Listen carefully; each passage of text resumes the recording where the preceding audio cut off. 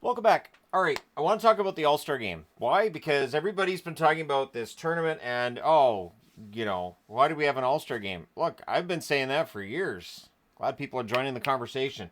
The All-Star break for the last, 5, 6 years, anytime there's an All-Star break, I take time off. I don't cover the All-Star game. I briefly cover the skills competition. I don't care about the All-Star games, whether it's a tournament or one All-Star game. I don't, it doesn't mean anything. And the players know it doesn't mean anything, and we see players decide not to go, even though that means they're going to be suspended for a game before or after the tournament. So they just don't play one of the games before or after the tournament. And the NHL's in a position where the All Star game has been a problem for a very long time. And while I know there's some fans on this channel who are probably of the younger variety, there's nothing you're saying that people weren't saying back in the 80s and 90s. Nothing. And this has been an issue for a very long time. So I wanted to discuss this, and I wanted to look back over the history of the All Star game and what maybe the NHL could do to fix it. Keep in mind, this is middle of the season. General managers and owners don't want to see players getting hurt. Managers and owners, like the amount of money that these players make for their NHL contracts, I guarantee that they, especially the owners, would rather they just play National Hockey League games and not so much all the other games if they're going to be intense and if there's going to be an injury risk. One thing with the All-Star game, there's no risk.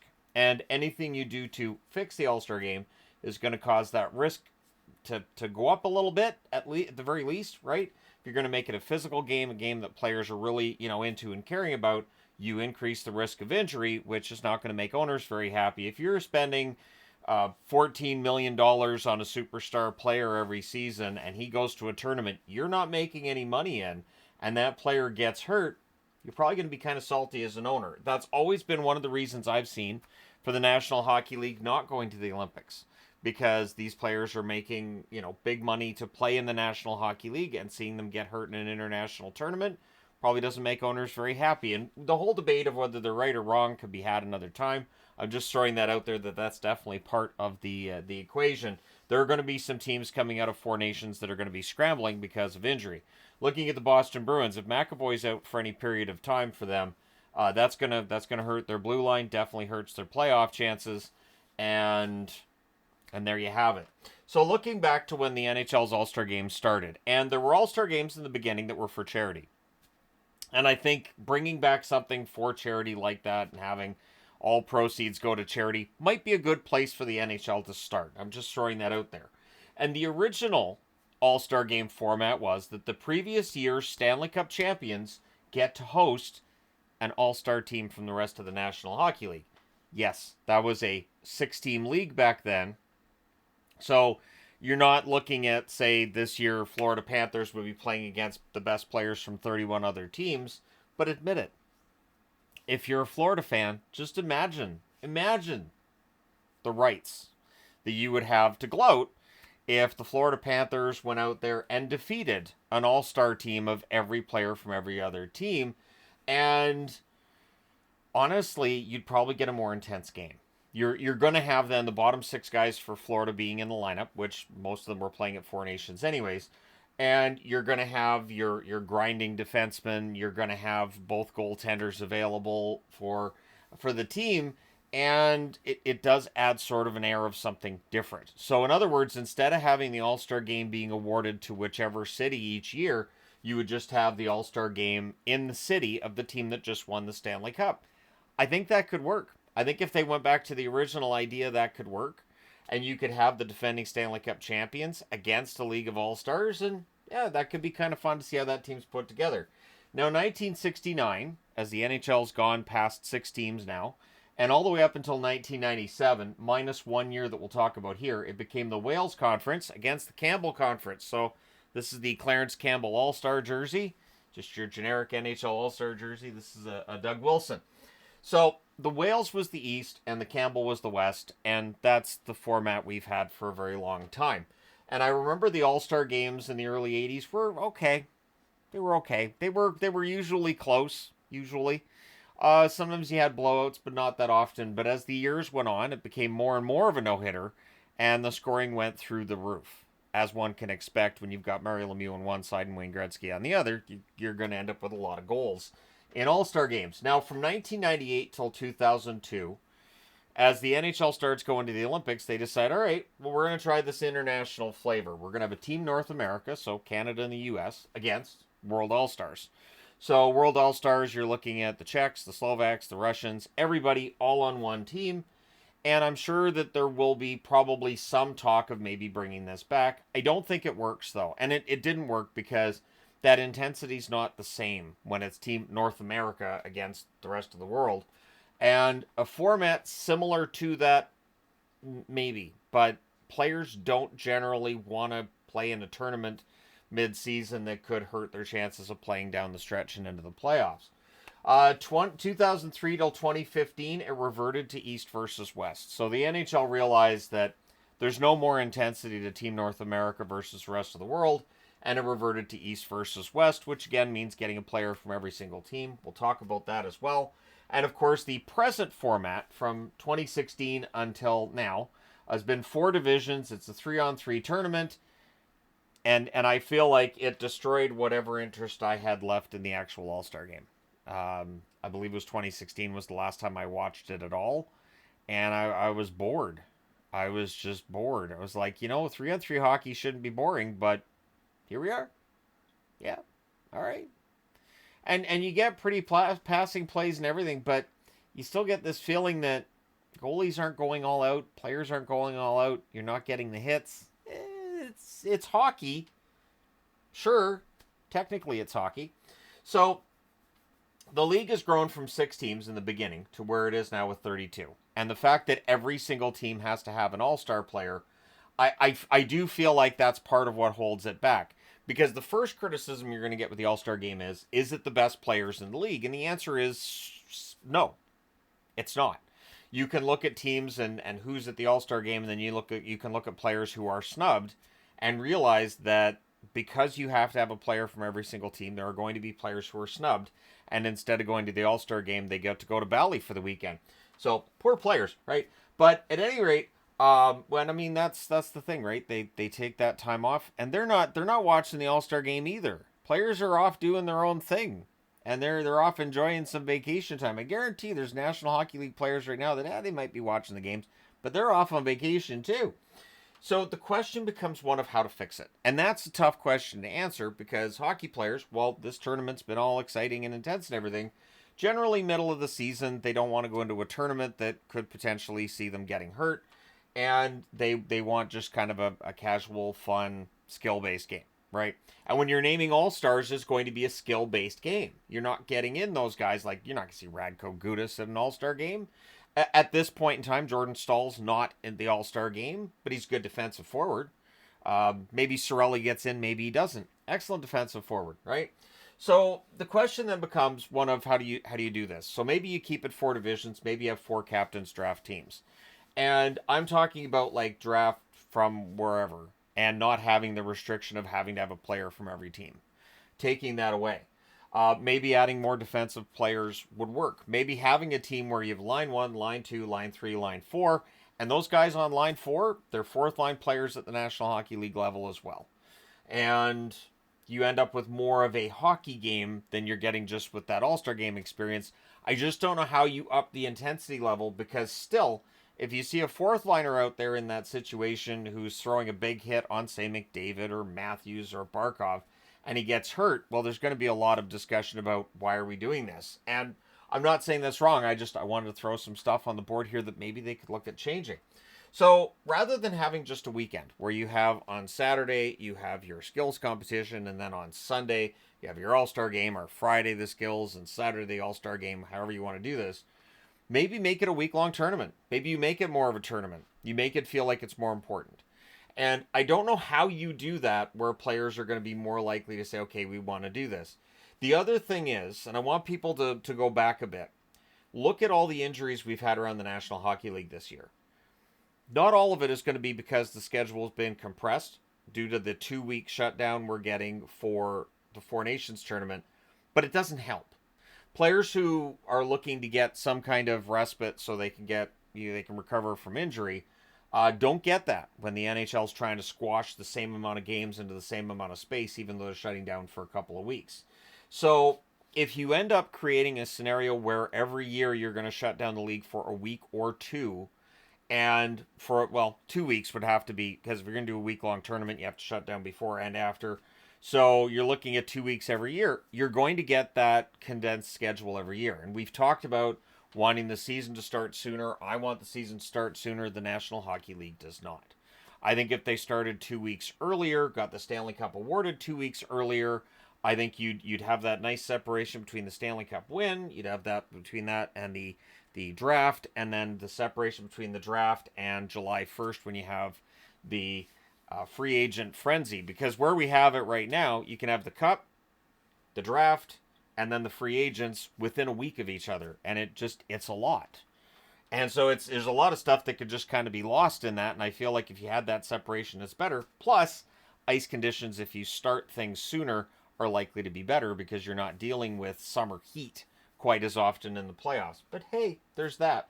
Now, one thing that I would be in favor of, and I know people are going to say, you can't do that, fans naming teams. One of the most fun things ever was vote for Rory. Rory Fitzpatrick of the Vancouver Canucks. I don't know who started it. I don't know which user started it, but it became a thing. Voting for Rory Fitzpatrick into the All-Star game. And the NHL responded to this groundswell movement to get a player into the All-Star game the only way the National Hockey League could. For the fans, they barred Rory from being in the All-Star game. They didn't allow it. The votes all of a sudden magically disappeared because it was odd. But all of a sudden, Rory was not in the lead, and we knew that he should have been, because Canuck fans everywhere, myself included, were like, hey, this getting Rory Fitzpatrick into the All-Star game thing's a great idea. Generate some interest. And then the NHL almost made the same mistake with John Scott. Hockey fans were like, hey, let's vote in John Scott. And the NHL did everything it could to prevent John Scott from playing in the All-Star game, and then he did. And it was great. It was the best story that the All-Star game had in decades. But the NHL wanted to stop it in its tracks. So why not let fans name players? And the way it works now is you can name whatever player you want, and then you look at each team and there's like 3 options. They don't want you to vote for somebody that they feel like doesn't belong in the All-Star game. But as a fan, I have to say that, let's just say that Flames fans this year said, we're voting for Ryan Lomberg. I want to see an All-Star game with Lomberg in it. Yeah, absolutely. I want to see an All-Star game where maybe they vote in Nick Delorier out of Philadelphia. And I know how crazy that sounds, but imagine an All-Star game where you got Delorier on one side, Lomberg on the other, and like, hey, you want to drop the gloves? Sure. And you have a fight at the All-Star game. It definitely would attract attention. It would definitely cause fans to say, hey, this is bonkers. This is different. This is unpredictable. The All-Star game now is just, it's a skills competition in a 3-on-3 format, and there's no real stakes, which brings me here. Do you want to add stakes for winning?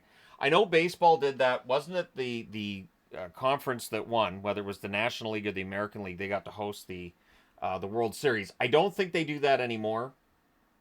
And I also put down here other sports have the same problem. That the All-Star game doesn't necessarily mean anything. I've seen it with the NFL with the Pro Bowl. I've seen it with the baseball All-Star game. I haven't seen it as much with basketball, but maybe there's been conversations about that with basketball. Basketball's a little different, though, in that basketball you get like all these amazing slam dunks and three-pointers, and you get exciting plays all the time in the game as it is. I don't think that the All-Star game comes across as being that entirely different from a regular basketball game, whereas it does with hockey or with baseball and definitely with football as well. Now, the skills competition started in 1990, and I think that was one of the smartest moves the NHL ever made. Don't do anything with the skills competition, but open it up to everybody. So have teams have their own skills competitions and have whatever players, the fastest skater, most accurate shooter, all of these things that you have the teams decide. And that means that if, we'll go back to the Calgary example, if Ryan Lomberg is the fastest skater or the hardest shooter, whatever it is, he goes to the All-Star game. And just a player from each team goes to the All-Star game who wins skills competitions. And if that means a lot of players end up going to the All-Star game, wouldn't that increase interest as well? And I understand that there would be players who'd be like, I'm not really all that interested. Then just have guys in these skills competitions for the teams who want to go to the All-Star game and go with it that way. I think it would be fun. And I think it would add more interest because we know the All Star players that are going to be there. But when some guy that's on the third line on his team, or maybe say like when Capo Caco's with the Rangers, maybe he goes there and does really well at the skills competition while with the Rangers, and it generates interest for a trade, generates some buzz around the player himself, and hey, it adds a little bit of sunlight into a season that otherwise maybe he wasn't enjoying himself during. So I think there's a lot the NHL could do. And it's not just a matter of the format. I think it's a matter of making it feel like it's not the same every year. It's not just going to be this just poor game, not really feeling like a hockey game. So, 1947, the first All-Star game, the All-Stars beat the Toronto Maple Leafs 4-3. And these games were not no-hitters. These games were, this is for pride. This is the defending Stanley Cup champions trying to show why they're Stanley Cup champions. Now, in 1979, they had the Challenge Cup, which was a best of three. And this was the Soviet Union against the All-Stars. So, now, of course, we see people saying, well, obviously you can't have the Czechs and the Slovaks because you have to have players that are not NHL level players. They've done that before. They've had situations where the Soviets sent over a team. I remember Czechoslovakia coming over, and they're not NHL players, but it led to some really interesting games. The All-Stars beat the Soviets in the first of the three games by a score of 4-2, and then the Soviets just took over. 5-4 in the second game, and then they won the tiebreaker 6-0. The Soviet Union were ridiculous to watch play. It was a totally different time in hockey. And what made it amazing was just the unknown factor. Just all these guys, like we knew their stats and who they were, but watching them play, it was mind blowing. So even though the '79 best of three was before my time watching hockey, I did see Soviet teams come over, and it was always fun when they came over and getting a chance to see them against NHL teams and all these unknowns. I remember seeing Kimmich come over, and Kimmich's jerseys were ridiculously fun and bright and just completely different than anything in the NHL. And it was just something different. And I think the NHL would benefit from something like that. Now, in 1990, this is where things start to get kind of not hockey with the All-Star game. The Wales Conference beats the Campbell 12-7. 19 goals. Then in 1993, the Wales beats the Campbell 16-6. So 22 goals in a 60-minute game, 16 goals by one team. Not a very exciting game. And this was where a lot of people were saying, why do we have an All-Star game? What is the point of this? And then for people who are going to look at North America versus the world and say, let's give that another shot. In 2001, so a year before they would just do away with it, 2002 was the last year they had it, North America had 14 goals in that game and the world had 12. 26 goals in a 60-minute game. So the 3-on-3 tournament they have now doesn't quite have scores like that. And if we went back to 5-on-5, I don't think we'd have scores of 14-12, but it's not intense hockey. So the tricky part is creating a setup where players are going to want to play. They're not going to want to back out because they're like, that sounds like fun, without adding the injury risk in the middle of the season and keeping it as kind of a fun thing. So the NHL All-Star Game will not be coming back next year because of the Olympic break. The next All-Star Game would be 2027. I would not be surprised to see the NHL make changes to try to increase some intensity and increase fan interest. I think the fans having a say who's on the team and allowing any player to get voted for would go a long way for that. But I don't think the NHL has any interest in that either. So let me know your thoughts. How would you fix All-Star Weekend? Would you make it All-Star Week and increase the amount of time the NHL shut down, or is there no way to fix it? Do we just have a skills competition, take the All-Star Game out, and do something else completely different? Let me know your thoughts in the comment section below as always. Don't forget to hit like and subscribe in the event you may not have done so already. My personal opinion is the All-Star Game is what it is. I don't know that it can be fixed so that it's something players care about and that it gets more intense.